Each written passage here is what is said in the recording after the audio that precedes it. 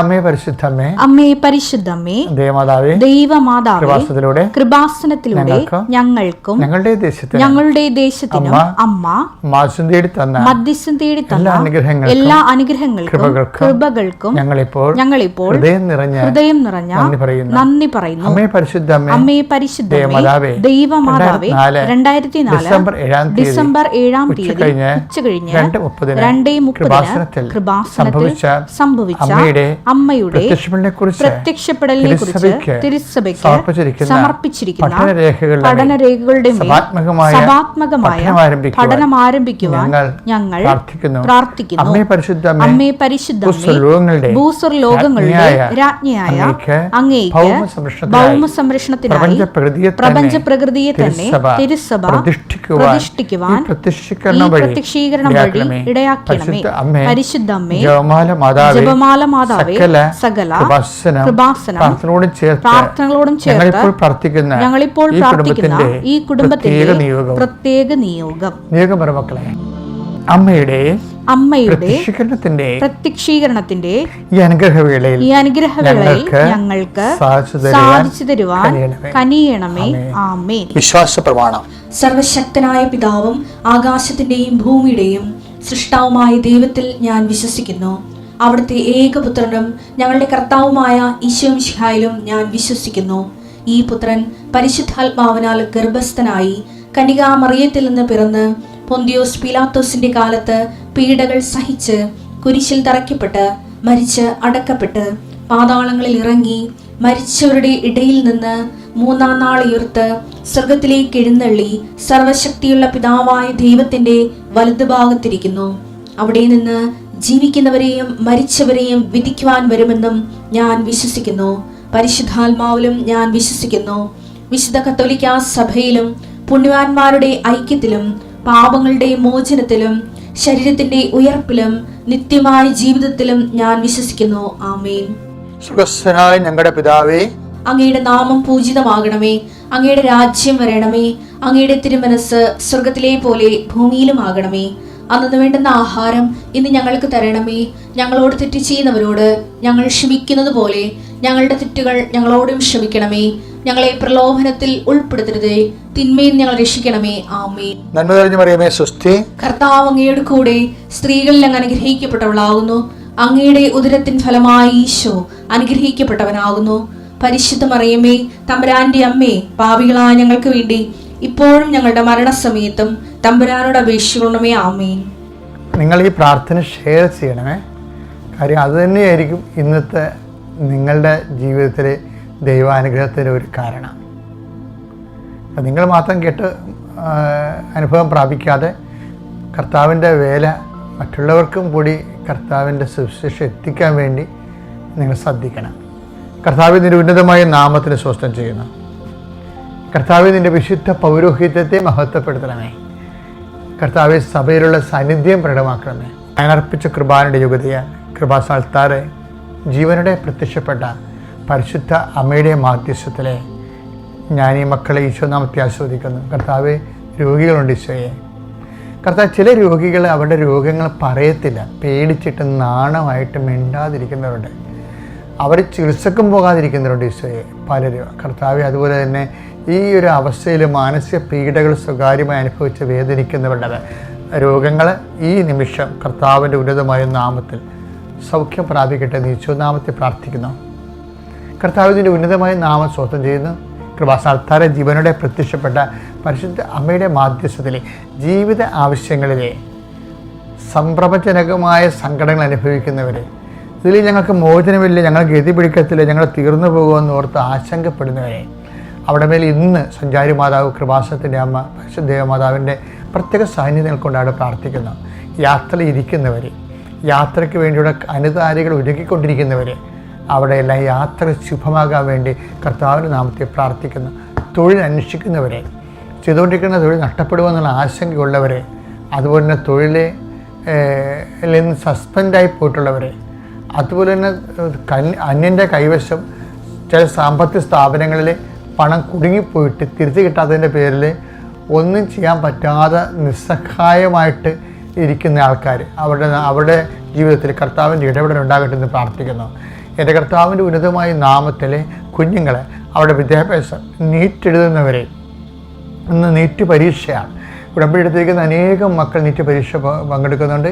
അതുപോലെ ഈ പ്രാർത്ഥനയിൽ പങ്കെടുക്കുന്ന ആൾക്കാരും നീറ്റിലുള്ളവർക്ക് അവരുടെ മെരിറ്റ് കൊണ്ടല്ല, not by merit but by grace, അവരുടെ എല്ലാവിധ അയോഗ്യതകളെ അതിജീവിച്ചുകൊണ്ട് കർത്താവിൻ്റെ ശക്തി അവരിലേക്ക് പ്രവർത്തിക്കുകയും അവർക്ക് ഉന്നതമായ വിദ്യാഭ്യാസത്തിനുള്ള പുതിയ വാതിലുകൾ മാതാവ് തുറന്നു തരികയും ചെയ്യട്ടെ. എൻ്റെ കർത്താവിൻ്റെ ഉന്നതമായ നാമത്തിൽ, സഭയുടെ അധികാരത്തിൽ, കുരിശടയാളത്തിൽ, ദൈവശക്തിയാൽ കുടുംബത്തിൻ്റെ ഏക വരുമാന മാർഗമായിട്ടുള്ള ആൾ രോഗിയായി കിടക്കുകയും വരുമാനം മുട്ടുകയും പീഡികക്കടയിൽ കടം കൂടുകയും മറ്റുള്ളവരിൽ നിന്നെല്ലാം കടം മേടിച്ചുകൊണ്ട് ജീവിക്കാൻ പോകുന്ന ഒരവസ്ഥയിൽ കുഞ്ഞുങ്ങൾ പോലും ഞങ്ങൾ ഇങ്ങനെയായി പോയല്ലോ എന്നോർത്ത് മനസ്സ് വിഷമിക്കുന്നവർ, അവരെല്ലാം സന്ധിക്കാൻ വേണ്ടി ദൈവത്തിൻ്റെ പുതിയ പദ്ധതി നിങ്ങളുടെ കുടുംബത്തിലേക്ക് കർത്താവ് തുറന്നു തരട്ടെ പ്രാർത്ഥിക്കുന്നു. കർത്താവിൻ്റെ ഉന്നതമായ നാമത്തിൽ, സഭയുടെ അധികാരത്തിൽ ദൈവവിളിക്ക് വേണ്ടി ആഗ്രഹിക്കുന്നുണ്ട്. ദൈവവിളിക്ക് പോകണ്ടയോ എന്നൊക്കെ ഓർത്ത് ആശങ്കപ്പെടുന്ന മക്കൾക്ക് ഈ ഒറ്റ പ്രാർത്ഥന നിങ്ങൾ കേൾക്കുകയാണെങ്കിൽ അതിൻ്റെ അർത്ഥം നിങ്ങൾക്ക് ദൈവവിളി ഉണ്ടെന്നുള്ള ദൈവത്തിൻ്റെ ഒരു ഇടപെടലാണെന്ന് മനസ്സിലാക്കിക്കൊണ്ട് നിങ്ങൾക്ക് വൃത്തിയായ, കൃത്യമായ, ശക്തമായ തീരുമാനമെടുക്കാൻ, കർത്താവിൻ്റെ ജോലി ചെയ്യാൻ കർത്താവ് നിങ്ങളെ സഹായിക്കട്ടെ. നിത്യം പിതാവും പുത്രനും പരിശുദ്ധാത്മാവിശ്വര എന്നേക്കും ആമേൻ. എൻ്റെ പ്രിയപ്പെട്ടവരെ, സഭയിലെ 2 മഹാവിശുദ്ധന്മാരുടെ തിരുനാളായിരുന്നു. വിശുദ്ധ യാക്കോബിൻ്റെയും ഫിലിപ്പോസിൻ്റെയും. ഞാനിപ്പോൾ എന്തിനാണ് ഇങ്ങനെ പറയണമെന്നറിയാമോ? ഈ യാക്കോബ് സഭയിലെ സഭാത്മകമായ സാമൂഹ്യ പ്രതിബദ്ധതയുടെ അപ്പോസ്തലനാണ്. യാക്കോബാണ് പറയണത്. അതുപോലെ ഫിലിപ്പോസ് ഏത് കൊലക്കൊമ്പൻ്റെ മേലും ഒരു നിർഭയമായിട്ട് സുവിശേഷം പങ്കുവെക്കാൻ വേണ്ടി അഭിഷേകം പ്രാപിച്ച ഒരു പ്രേക്ഷിതനാണ് ഫിലിപ്പോസ്. ഈ 2 കക്ഷികളെ നമുക്ക് ബൈബിളിൽ നോക്കാം. യാക്കോബ് പറയണമെന്ന് നോക്കിയേ, നിങ്ങൾ വിശന്ന് വരുന്ന ആൾക്കാരോട് അവിടെ ഇരിക്കുക, തീ കായുക എന്നൊക്കെ പറഞ്ഞാൽ മതിയോ എന്ന് ചോദിക്കണില്ലേ? എന്ന് വെച്ച് കഴിഞ്ഞാൽ സുവിശേഷത്തെ അവനവൻ്റെ ആത്മരക്ഷയ്ക്ക് വേണ്ടി ഉപയോഗിച്ച് ഇരുട്ടത്തെങ്ങനെ ക്രിസ്ത്യാനിറ്റി അങ്ങനെ വിശ്വാസം പരിപാലിച്ചു പോകാൻ പറ്റത്തില്ല എന്നുള്ള കർക്കശമായ നിലപാട്, സത്യസന്ധ നിലപാടെടുക്കുന്നത് ആദിമസഭയിലെ യാക്കോബാണ്. യാക്കോബ് 2:15 മുതലേ ഒരു സഹോദരനോ സഹോദരിയോ ആവശ്യത്തിന് വസ്ത്രമോ ഭക്ഷണമോ ഇല്ലാതെ കഴിയുമ്പോൾ നിങ്ങളിൽ ആരെങ്കിലും ശരീരത്തിന് ആവശ്യമായത് അവർക്ക് കൊടുക്കാതെ സമാധാനത്തിൽ പോവുക, തീ കായുക, വിശപ്പടക്കുക എന്നൊക്കെ അവരോട് പറയുന്നെങ്കിൽ, ചുമ്മാ മെയ്യട്ട് കൊള്ളാത്ത കുറെ സാന്ത്വനവചനങ്ങൾ. അപ്പം അതിൻ്റെ അപ്പോസ്തല കാലത്ത് തന്നെ ഇതുപോലെയുള്ള കാപഠ്യം ഉണ്ടായിരുന്നല്ലേ എൻ്റെ അർത്ഥം. എന്ന് വെച്ച് കഴിഞ്ഞാൽ ഇതിൻ്റെ അകത്ത് വരുന്ന വിഷയത്തിൽ ഇതിനെ ബ്രേക്ക് ചെയ്യണ യാക്കോബാണ്. കാര്യം യാക്കോബ് പറയും, വിശ്വാസം കൊണ്ട് മാത്രം കാര്യമില്ല, വിശ്വാസം പ്രവൃത്തികളാൽ സാധൂകരിക്കപ്പെടണം. Take the word of God. യാക്കോബ് 2:17. പ്രവൃത്തികൾ കൂടാതെയുള്ള വിശ്വാസം അതിൽ തന്നെ നിർജീവമാണ്. അപ്പോൾ എന്താ, വിശ്വാസത്തിൻ്റെ സജീവ വിശ്വാസമുണ്ട്, നിർജീവ വിശ്വാസമുണ്ട്. അത് ആ വിശ്വാസത്തെ ഇങ്ങനെ കൊണ്ടുവന്ന യാക്കോബാണ്. നമുക്ക് ഒത്തിരി പേരുടെ വിശ്വാസം നിർജീവമാകുന്നതിൻ്റെ കാരണം പ്രവൃത്തികളില്ലാത്തതാണ്. ഉടമ്പടിയിൽ സജീവമായ സാക്ഷ്യം പറഞ്ഞാൽ എങ്ങനെയാണ്? പ്രവൃത്തികൾ മൂലം അതിനെ സജീവമാക്കിയിട്ടാണ്. പ്രവൃത്തികൾ മൂലം നിങ്ങളുടെ ഉടമ്പടിയും നിങ്ങളുടെ വിശ്വാസ ജീവിതം സജീവമാകാൻ പ്രത്യേകം ശ്രദ്ധിക്കുക. എൻ്റെ പേര് സ്വാതി കൃഷ്ണ. ഞാൻ കോയമ്പത്തൂരിൽ നിന്നും വരുന്നു. ഞാൻ 2023 മെയ് 1 ആദ്യമായി ഇവിടെ വന്ന് ഉടമ്പടി എടുക്കുന്നത്. ഞാൻ ഫോണിലൊക്കെ ആദ്യമൊക്കെ ഈ കൃപാസന മാതാവിൻ്റെ ഷോർട്സൊക്കെ കാണുമായിരുന്നു. ഞാനത് സ്കിപ്പ് ചെയ്ത് വിടായിരുന്നു. കാരണം അന്ന് എനിക്ക് മാതാവിനെയോ ഈശോയെ പറ്റിയോ ഒന്നും തന്നെ അറിയില്ലായിരുന്നു.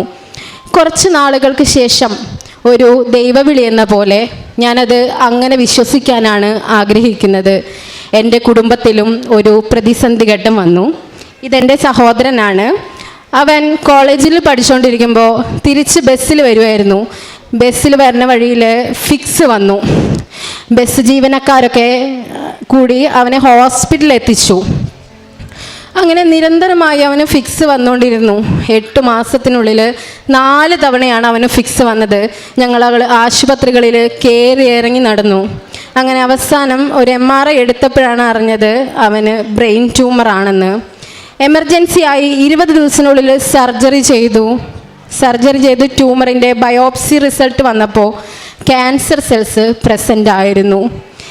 ഞങ്ങൾക്ക് എന്ത് ചെയ്യണമെന്നറിയില്ല. ആദ്യമായാണ് ഞങ്ങൾ ഇങ്ങനെ ഒരു സിറ്റുവേഷൻ ഹാൻഡിൽ ചെയ്യുന്നത്. എന്നും കണ്ണീരോട് കൂടി പ്രാർത്ഥിക്കുന്ന അച്ഛനമ്മയ്ക്കും മുമ്പിൽ എനിക്ക് പിടിക്കാൻ പറ്റാതെയായി. ഞാൻ മൂത്ത മകളാണ്. എന്ത് ചെയ്യണമെന്നറിയാതെ ദൈവത്തോട് പ്രാർത്ഥിച്ചുകൊണ്ടിരിക്കുമ്പോഴാണ് എൻ്റെ ഒരു ഫ്രണ്ടിൻ്റെ അമ്മ വഴി ഞാൻ കൃപാസനത്തെക്കുറിച്ച് അറിയുന്നത്. അന്ന് എനിക്ക് മനസ്സിലായി, ഞാൻ സ്കിപ്പ് ചെയ്ത് വിട്ട ആ മാതാവിൽ, ഞാൻ ഷോർട്സിൽ കണ്ട ആ മാതാവാണല്ലോ തമ്പുരാനെ ഇതെന്ന്. ഞാൻ രണ്ടാമതൊന്നും ആലോചിച്ചില്ല. എൻ്റെ വഴി ഇത് തന്നെ. ഞാനിവിടെ വന്നു, ഉടമ്പടി എടുത്തു. സഹോദരൻ്റെ ചികിത്സ ഒരു ഹോസ്പിറ്റലിൽ നടന്നുകൊണ്ടിരിക്കേണ്ടായിരുന്നു. അവരവിടെ നിന്ന് 30ഓളം റേഡിയേഷൻ അവന് വേണമെന്ന് പറഞ്ഞു. എനിക്കറിയില്ല അവൻ എന്ത് ചെയ്താൽ ചികിത്സയ്ക്ക് വേണ്ടി സമ്മതിക്കുന്നില്ല, റേഡിയേഷൻ ചെയ്യാൻ സമ്മതിക്കുന്നില്ല. കുഞ്ഞിനെ ഒന്ന് പറഞ്ഞ് സമാധാനപ്പെടുത്താനും അവൻ സമ്മതിക്കുന്നില്ല. അവസാനം ഞങ്ങൾ തമ്പുരാന് തന്നെ അവന് വിട്ടുകൊടുത്തു. ഞാൻ ഈശോയോട് പറഞ്ഞു, ഞാൻ അങ്ങേക്ക് മുന്നിൽ ഇവനെ സമർപ്പിക്കുന്നു. ഒരുപാട് ഞാൻ അവന് വേണ്ടി കരഞ്ഞിട്ടുണ്ട്. സമാധാനം ഉറങ്ങാത്ത രാത്രികൾ. ഒരേ ഒരു കുഞ്ഞനിയനേ ഉള്ളൂ. ഈ അവസ്ഥ വന്നല്ലോ എന്ന് ആലോചിച്ച്. പക്ഷേ ഉടമ്പടി എടുത്ത ശേഷം എനിക്കൊരു ധൈര്യം വന്നു. പിന്നെ ഞാൻ അവന് വേണ്ടി കരയേണ്ടി വന്നിട്ടില്ല. നിരന്തരമായി ഉടമ്പടി തൈലം ഉപയോഗിച്ച് ഞാൻ അവന് വേണ്ടി പ്രാർത്ഥിക്കുമായിരുന്നു. ഞാൻ കോയമ്പത്തൂരിലാണ്. അതുപോലെ തന്നെ അപ്പോൾ എനിക്ക് അവൻ കുറച്ച് നാൾ എൻ്റെ അടുത്ത് വന്ന് നിൽക്കും, പിന്നെ ഞാൻ വീട്ടിൽ വരും. അങ്ങനെ ഒരു സിറ്റുവേഷനിലായിരുന്നു. അപ്പോൾ അവന് വേണ്ടി ഉടമ്പടി തൈലം ഉപയോഗിക്കാൻ വേണ്ടി അമ്മ വന്നും ഉടമ്പടി എടുത്തായിരുന്നു. അങ്ങനെ ഈ ഒരു വർഷക്കാലം മുഴുവനും ഉടമ്പടി തൈലം തൊട്ട് ശക്തമായി ഈശോയോടും മാതാവിനോടും കരഞ്ഞു പ്രാർത്ഥിച്ചതിൻ്റെ ഫലം ലഭിച്ചു. ഈ കഴിഞ്ഞ ജൂലൈ 31-ാം തീയതി അവൻ്റെ ഫസ്റ്റ് MRI ആയിരുന്നു. Brain normal condition. ക്യാൻസറിൻ്റെ ഒരു കണിക പോലും എൻ്റെ കുഞ്ഞിൻ്റെ ശരീരത്തിലില്ല. ഈശോയ്ക്കും മാതാവിനും 1000 നന്ദി, എൻ്റെ കുടുംബത്തിനെ ഈ തീരാ സങ്കടത്തിൽ നിന്നും കരകയറ്റിയതിന്. രണ്ടാമതായി എനിക്ക് 2 വർഷമായിട്ട് PCOD ഉണ്ടായിരുന്നു. അത് ഇവിടെ ഉടമ്പടി എടുത്ത് വന്ന് 1ാമത്തെ പുതുക്കലിനുള്ളിൽ തന്നെ എൻ്റെ പീരീഡ്സ് റെഗുലറായി തീർന്നു. മൂന്നാമതായി എനിക്ക് പറയാനുള്ളത്, ഞാൻ ട്രിവാൻഡ്രത്ത് ഒരു എക്സാമിന് വേണ്ടി പോയേക്കായിരുന്നു. അപ്പോൾ പിറ്റേ ദിവസമാണ് എക്സാം. ഞാൻ തലേ ദിവസം അവിടെ ഒരു റൂം എടുത്ത് താമസിക്കുമായിരുന്നു. അപ്പോൾ ഒരു 5-6 വർഷത്തിന് ശേഷം എൻ്റെ ഒരു കൂട്ടുകാരി ഒരു ഡോക്ടറുടെ നമ്പർ വേണ്ടി എന്നെ കോൺടാക്റ്റ് ചെയ്തു. അപ്പോൾ ഞാൻ ചോദിച്ചു, പെട്ടെന്ന് എന്താ നിനക്ക് ഈ ഡോക്ടറുടെ നമ്പർ? അപ്പോൾ അവൾ പറഞ്ഞു, അവളുടെ സഹോദരൻ്റെ കുഞ്ഞിന് ICUലാണ്, പനി ബാധിച്ച്. എന്താണെന്നറിയില്ല, പനി കുറയുന്നില്ല, ദിവസങ്ങളായി ICUലാണ്. അങ്ങനെ ഒരു സജഷന് വേണ്ടി ഒരു ഡോക്ടറുടെ നമ്പർ വാങ്ങിച്ചതായിരുന്നു. എൻ്റെ കയ്യിൽ ആ ഡോക്ടറുടെ നമ്പർ ഇല്ല. അപ്പോൾ ഞാൻ അവളോട് പറഞ്ഞു, ആലപ്പുഴ ഇങ്ങനെ ഒരു മാതാവുണ്ട്, ഞാൻ അവിടുത്തെ ഉടമ്പടി ഉണ്ട്, നിങ്ങൾക്കൊന്ന് പോയി ഉടമ്പടി എടുക്കാവോ ചോദിച്ചു. അവൾ പറഞ്ഞു, പെട്ടെന്ന് പോയി എനിക്ക് പറ്റില്ല, എനിക്ക് അറിയില്ല പോകാൻ പറ്റുമോ എന്നുള്ളത്. അപ്പം ഞാൻ പറഞ്ഞു, ശരി നീ വിഷമിക്കണ്ട. അവൾ ഭയങ്കര ടെൻസ്ഡായിരുന്നു, കരയുന്നുണ്ടായിരുന്നു. അപ്പം ഞാൻ പറഞ്ഞു, നീ സങ്കടപ്പെടേണ്ട. ഞാൻ ഒരു മാതാവിൻ്റെ ഫോട്ടോയും പ്രത്യക്ഷീകരണ പ്രാർത്ഥനയും വിശ്വാസ പ്രമാണവും അവൾക്ക് അയച്ചു കൊടുത്തു. ഞാൻ പറഞ്ഞു, നീ ശക്തമായി പ്രാർത്ഥിക്കുക, ഇതാണ് മാതാവ്, ഇതാണ് ഈശോ, നീ പ്രാർത്ഥിക്കുക. അതുപോലെ തന്നെ ICUവിൽ ആ കുഞ്ഞിൻ്റെ അമ്മ ആ കുഞ്ഞിൻ്റെ അടുത്തിരിക്കുമ്പം ആ ചേച്ചിക്ക് നീ അയച്ചു കൊടുക്കുക. അതുപോലെ തന്നെ അവരും ശക്തമായി പ്രാർത്ഥിച്ചു. ഞാൻ എൻ്റെ എക്സാമിൻ്റെ കാര്യങ്ങൾ മറന്നുപോയി, എല്ലാ കാര്യങ്ങളും മറന്നുപോയി. ഞാനും ഹസ്ബൻഡും കൂടി മുട്ടിപ്പോയി ആ കുഞ്ഞിന് വേണ്ടി പ്രാർത്ഥിച്ചു. അപ്പം ഞാൻ മാതാവിനോട് പറഞ്ഞു, മാതാവേ എനിക്കിപ്പോൾ അവിടെ പോയി ഒന്നും അവർക്ക് വേണ്ടി ചെയ്യാൻ പറ്റില്ല. മാതാവേ നീ അവിടെ പോയി നീ അവനെ സൗഖ്യപ്പെടുത്തിയെന്ന് എനിക്കൊരു തെളിവ് തരണേന്ന് പറഞ്ഞു. അത് കഴിഞ്ഞ് ഞാൻ എക്സാം കഴിഞ്ഞ് തിരിച്ച് ട്രെയിനിൽ വരുമ്പോൾ അവൾ പറഞ്ഞു, അവന് യൂറിനൊന്നും പാസ് ചെയ്യാൻ പറ്റില്ല. അപ്പോൾ അവൾ വിളിച്ചിട്ട് പറഞ്ഞു, ഈ ടെമ്പറേച്ചർ കുറഞ്ഞു, അവൻ യൂറിൻ പാസ് ചെയ്തു എന്ന് പറഞ്ഞു. അങ്ങനെ 2 ദിവസം കഴിഞ്ഞ് ഞാൻ വീട്ടിൽ പോയപ്പോൾ അവൾ വിളിച്ച് പറയാണ്, ആരാന്നറിയില്ല, കുഞ്ഞിൻ്റെ തലയുടെ ഇടയിൽ നിന്ന് ഒരു കൃപാസനം മാതാവിൻ്റെ ഫോട്ടോ കിട്ടിയെന്ന്. എനിക്ക് എന്തെന്നില്ലാത്ത സന്തോഷം തോന്നി. മാതാവ് എനിക്ക് തെളിവ് തന്നു. പിന്നെ എനിക്ക് പേടിയുണ്ടായില്ല. അവൻ ദിവസങ്ങൾക്കകം തന്നെ ഡിസ്ചാർജായി, സൗഖ്യപ്പെട്ട് ഡിസ്ചാർജായി പോന്നു. പിന്നെ എനിക്ക് ഈ ഉടമ്പടി യാത്രയിൽ എനിക്ക് മാതാവ് തന്നൊരു വലിയൊരു അനുഭവമുണ്ട്. കാരണം ഒരു ദിവസം രാത്രിയിൽ എനിക്ക് ശക്തമായൊരു വയറുവേദന അനുഭവപ്പെട്ടു. ഞാനും കുഞ്ഞും മാത്രമേ ഉണ്ടായിരുന്നുള്ളൂ വീട്ടിൽ. എനിക്ക് വേദന സഹിക്കാൻ പറ്റുന്നില്ല. ഞാൻ ഉടമ്പടി തൈലം പ്രയോഗിച്ചു. ഞാൻ വിശ്വാസ പ്രമാണം ചൊല്ലി ഈശോയോട് പറഞ്ഞു, ഈശോയെ ഞാനും മാത്രമേ ഉള്ളൂ, കുഞ്ഞു പേടിക്കണു, എനിക്കിങ്ങനെ വേദന എടുത്ത് കാണുമ്പോൾ കുഞ്ഞു പേടിക്കുന്നുണ്ട്, ഞാൻ എന്താ ചെയ്യേണ്ടേ ചോദിച്ചു. അപ്പോൾ ഈ PCODക്ക് വേണ്ടിയിട്ട് ഞാൻ ദിവസവും വൈകിട്ടിൽ ഉടമ്പടി തൈലം തൊട്ട് പ്രാർത്ഥിക്കുന്നുണ്ടായിരുന്നു. അപ്പോൾ അതിൻ്റെയൊക്കെ ഫലമായിട്ട് എനിക്ക് വേദന കുറഞ്ഞു വരുന്നത് പോലെ തോന്നി. ഞാൻ വേറെ ആരും ഇല്ലല്ലോ, ബൈബിൾ എടുത്ത് അടുത്ത് വെച്ച് എങ്ങനെയോ ഉറങ്ങിപ്പോയി. രാവിലെ എണീറ്റു, കുഴപ്പമൊന്നുമില്ല. ഹസ്ബൻഡ് വന്ന് ഒരു 3-4 ദിവസം അങ്ങനെ പോയി. പക്ഷെ വയറിന് ചെറിയൊരു അസ്വസ്ഥതയുണ്ട്. അങ്ങനെ ഞങ്ങൾ ഹോസ്പിറ്റലിൽ പോയി നോക്കി. സ്കാൻ ചെയ്തപ്പോൾ 14 mm ഉള്ളൊരു അപ്പൻഡിക്സ് എൻ്റെ ശരീരത്തിലുണ്ട്. നല്ല പഴുപ്പുമായിട്ടുണ്ട്. അങ്ങനെ ഒരു 5 ദിവസത്തേക്ക് ഡോക്ടർ ആൻറ്റിബയോട്ടിക് തന്നു. അപ്പോൾ ഹസ്ബൻഡിന് ഒരു സംതൃപ്തിക്കുറവ്. ഞങ്ങൾ അങ്ങനെ നാട്ടിലോട്ട് പോന്നു. നാട്ടിൽ വന്ന് ഡോക്ടർ വിശ്വസിക്കുന്നില്ല, 14 mm ഉള്ള അപ്പൻഡിക്സ് വെച്ച് പഴുപ്പും വെച്ച് കുട്ടി എങ്ങനെ ഇങ്ങനെ കൂളായിട്ടിരിക്കുന്നു എന്ന്. ഞാൻ മനസ്സിലോർത്ത് എൻ്റെ കൂടെ മാതാവുണ്ടല്ലോ. അപ്പോൾ പെട്ടെന്ന് തന്നെ CT സ്കാൻ ചെയ്യാൻ പറഞ്ഞു. CT സ്കാൻ ചെയ്തപ്പോഴും അതുപോലെ തന്നെ ഉണ്ട് അപ്പൻഡിക്സ്. അങ്ങനെ ഒരു എമർജൻസി സർജറി പറഞ്ഞു. പിറ്റേ ദിവസം തന്നെ അവർ സർജറിക്ക് തയ്യാറായി വരാൻ പറഞ്ഞു. എനിക്ക് പേടിയൊന്നും ഉണ്ടായില്ല. ആദ്യമൊക്കെ എനിക്ക് ഭയങ്കര പേടിയായിരുന്നു ഈ സർജറി, ഇഞ്ചക്ഷൻ എന്നൊക്കെ പറയുമ്പോൾ. ഞാൻ ധൈര്യമായിട്ട് ചെന്നു. അപ്പോൾ ഹസ്ബൻഡ് ചോദിച്ചു, നിനക്കത് എവിടെ നിന്ന് ഇങ്ങനെ ധൈര്യം? ഞാൻ പറഞ്ഞു, ഏട്ടാ ഈശോ ഉണ്ട് കൂടെ, മാതാവ് ഉണ്ട് കൂടെ, പിന്നെ നമ്മൾ എന്തിനാ പേടിക്കണേ? അപ്പോൾ രാവിലെ ചെന്നു. ഞാൻ വണ്ടിയിൽ നിന്ന് ഇറങ്ങുമ്പോൾ ഫസ്റ്റ് ഞാൻ എൻ്റെ കണ്ണിൽ ഉടക്കപ്പെട്ടത് ഒരു നീല കളർ ടാക്സിയാണ്. ആ ടാക്സിയുടെ ഫ്രണ്ടിൽ കൃപാസനം, നമ്മുടെ കൃപാസനം പത്രം ഫോൾഡ് ചെയ്തിട്ട് കൃപാസനം എന്ന് മാത്രം ഹൈലൈറ്റ് ചെയ്ത് കണ്ടു. ഇപ്പം ഞാൻ പറഞ്ഞു, മാതാവ് വന്നിട്ടുണ്ട് ഇവിടെ, മാതാവ് ഉണ്ട്. എൻ്റെ സർജറി ഡേറ്റ് തന്നിരുന്നത് മെയ് 31 മാതാവിൻ്റെ വണക്ക മാസം അവസാനം വൈകിട്ട് 3 മണിക്കായിരുന്നു. എനിക്ക് ഉറപ്പായിരുന്നു മാതാവ് കൂടെയുണ്ട്. അങ്ങനെ സർജറിക്ക് മുമ്പുള്ള പ്രൊസീജിയേഴ്സൊക്കെ കഴിഞ്ഞ് സർജറിക്ക് കയറ്റി. സർജറി കഴിഞ്ഞു. എനിക്ക് ലൈറ്റായിട്ട് ബോധം വന്നപ്പോൾ നല്ല വേദനയുണ്ട്. ക്ലോക്കിൽ അവിടെ ഒരു ക്ലോക്ക് ഉണ്ടായിരുന്നു, അവിടെ നോക്കിയപ്പോൾ 8 മണിയായി. പെട്ടെന്ന് എനിക്ക് ഓർമ്മ വന്നു, എൻ്റെ സായാഹ്ന പ്രാർത്ഥന ചെയ്തിട്ടില്ലായിരുന്നു. അങ്ങനെ മനസ്സിലൊരു പച്ച തിരിയും കത്തിച്ച് വെച്ച് ഞാൻ എൻ്റെ സായാഹ്ന പ്രാർത്ഥന ചൊല്ലി പ്രാർത്ഥിച്ചു. അപ്പോഴാണ് എന്നെ അവിടെ നോക്കാൻ 2 നഴ്സുമാരുണ്ടായിരുന്നു. അതിലൊരു നഴ്സിൻ്റെ കയ്യിലൊരു റിങ്ങിൽ കൃപാസന മാതാവിൻ്റെ ഫോട്ടോ. ഞാൻ ചോദിച്ചു, നിങ്ങൾ ഉടമ്പടി എടുത്തിട്ടുണ്ടോ? അപ്പോൾ നഴ്സ് പറഞ്ഞു, ഞങ്ങൾ 2 പേരും ഉടമ്പടി എടുത്തവളരാണ്. അപ്പം ഞാൻ പറഞ്ഞു, ഞാനും ഉടമ്പടി എടുത്തിട്ടുണ്ട്. പിന്നെ ആ ICU മുഴുവൻ കൃപാസന മാതാവും ഈശോയും ഇവിടുത്തെ അത്ഭുതങ്ങളും, അങ്ങനെ എൻ്റെ വേദനയൊക്കെ ഞാൻ പറഞ്ഞു. ഈ മാതാവിനെ കുറിച്ച് പറയാനൊരു സിറ്റുവേഷൻ കിട്ടുമ്പോൾ ഞാൻ ഒട്ടും അത് എന്താ പറയുക, ഭയങ്കരമായിട്ട് സംസാരിക്കുമായിരുന്നു മാതാവിനെ പറ്റി. അങ്ങനെ ഞങ്ങൾ മണിക്കൂറുകളോളം ഈശോയെ പറ്റിയും മാതാവിൻ്റെ പറ്റിയും ഇവിടുത്തെ അത്ഭുതങ്ങളെ പറ്റിയും സംസാരിച്ചു. വേദനകൾ ഞാൻ മറന്നു.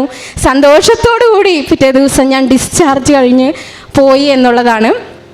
പിന്നെ എനിക്ക് പറയാനുള്ളത് ഞാൻ ചെയ്ത പ്രേക്ഷിത പ്രവർത്തികളെ കുറിച്ചാണ്. പ്രേക്ഷിത പ്രവർത്തികൾ ചെയ്യുമ്പോഴും മാതാവിൻ്റെ ഈശോയിൻ്റെയും ഇടപെടലുകൾ ഞങ്ങൾക്കിടയിലുണ്ടായിരുന്നു.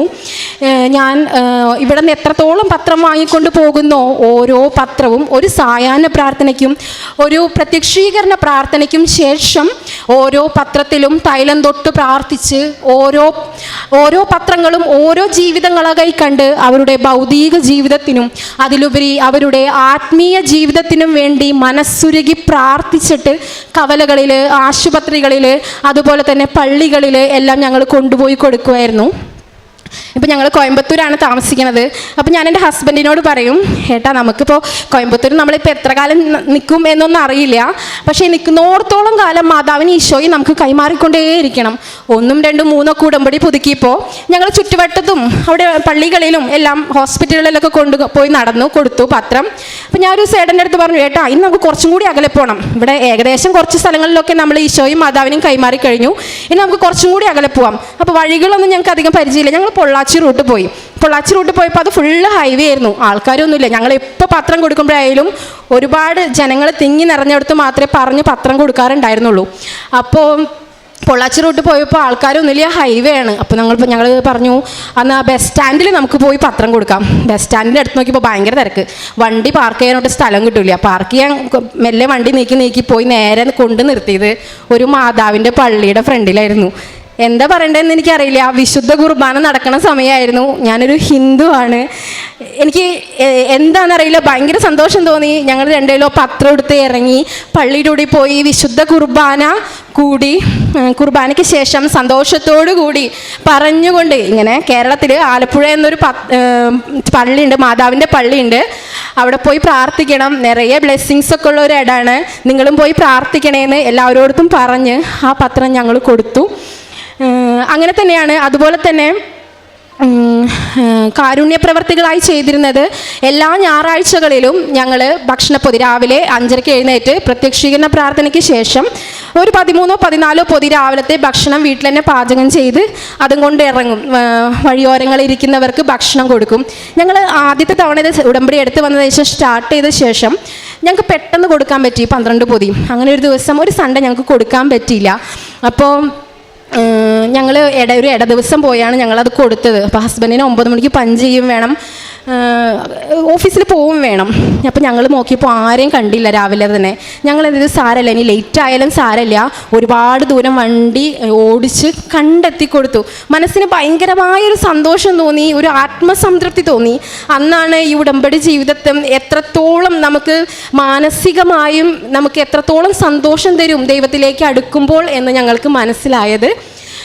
അതുപോലെ തന്നെ എനിക്ക് ഒന്ന് പറയാനുള്ളത്, നമ്മൾ ഏത് പ്രതിസന്ധി ജീവിതത്തിലൂടെ കടന്നു പോകുമ്പോഴും ഈശോയെയും മാതാവിനെയും മുറുകെ പിടിക്കുക.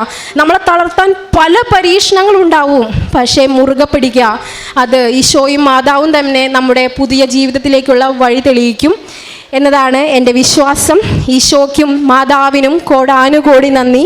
ഈ അൾത്താരയിൽ നിന്ന് എന്നെ സാക്ഷ്യം പറയുവാൻ അനുഗ്രഹിച്ചതിനും അതുപോലെ തന്നെ എൻ്റെ സഹോദരന് മുന്നിൽ നിങ്ങളുടെ ഒരു സാക്ഷിയായി, മാതാവിൻ്റെ പ്രത്യക്ഷീകരണത്തിൻ്റെ സാക്ഷിയായി ഇന്നിവനെ പൂർണ്ണ ആരോഗ്യത്തോടെ ഇവിടെ നിൽക്കുവാനും അനുഗ്രഹിച്ച ദൈവത്തിന് കോടാനുകോടി നന്ദി. സ്നേഹം നിറഞ്ഞവരെ, വിശുദ്ധ ഗ്രന്ഥം വളരെ വിശുദ്ധമായിട്ടും വിശിഷ്ടമായിട്ടും കാണുന്ന ഒന്നാണ് സഹോദരങ്ങൾ തമ്മിലുള്ള ബന്ധമെന്ന് പറയുന്നത്. ദൈവം ഒത്തിരിയേറെ ആദരിക്കുന്നതും മാനിക്കുന്നതുമാണ് സഹോദര ബന്ധം എന്ന് പറയുന്നത്.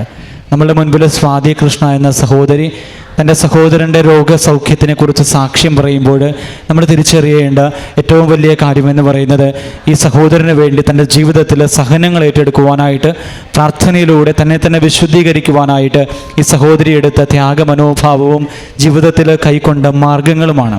ഈ സഹോദരി തൻ്റെ ജീവിതത്തിൽ ദൈവത്തിൻ്റെ പ്രേക്ഷിതയായിക്കൊണ്ട് അതുപോലെ തന്നെ കാരുണ്യ പ്രവൃത്തികൾ ചെയ്തുകൊണ്ട് ദൈവത്തിൻ്റെ സാന്നിധ്യമായിക്കൊണ്ട് അനേകരുടെ ജീവിതങ്ങളിലേക്ക് കടന്നു ചെന്നപ്പോൾ ഈ സഹോദരൻ്റെ ജീവിതത്തിൽ രോഗസൗഖ്യമായിട്ട്, അഭിഷേകമായിട്ട്, അനുഗ്രഹമായിട്ട് പരിശുദ്ധ അമ്മയും തിരുക്കുമാരനും കടന്നു വന്നുവെന്ന് ഈ കുടുംബം ഉറച്ചു വിശ്വസിക്കുകയാണ്. അതുപോലെ തന്നെ ഒത്തിരിയേറെ രോഗസൗഖ്യങ്ങളെക്കുറിച്ച് ഈ സഹോദരി നമ്മളോട് സാക്ഷ്യപ്പെടുത്തി.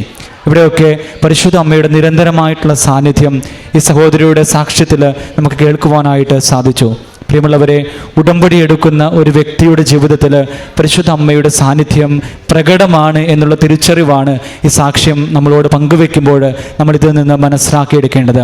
ഈ സാക്ഷ്യം കേൾക്കുന്ന എല്ലാവരും, ഉടമ്പടി എടുത്ത എല്ലാവരും അവരുടെ സഹോദര ബന്ധങ്ങളെക്കുറിച്ച് ചിന്തിക്കുവാനായിട്ടും ആ ബന്ധങ്ങളിലുള്ള കുറവുകളെ പരിഹരിക്കുവാനായിട്ടും അങ്ങനെ പരിശുദ്ധ അമ്മയുമായിട്ട് ആഴമായിട്ടുള്ള ബന്ധത്തിൽ നിലനിൽക്കുവാനായിട്ടും ഉള്ള വലിയ അനുഗ്രഹത്തിന് വേണ്ടി പ്രാർത്ഥിക്കണമേ എന്ന് ഓർമ്മപ്പെടുത്തുകയാണ്. കൂടുതൽ വിശ്വാസ തീക്ഷ്ണതയോടുകൂടി ഈ കുടുംബത്തിന് പരിശുദ്ധ അമ്മ ചെയ്ത എല്ലാ അനുഗ്രഹങ്ങൾക്കും ഇരു കരങ്ങളും അടിച്ചുകൊണ്ട് നമുക്ക് നന്ദി പറയാം.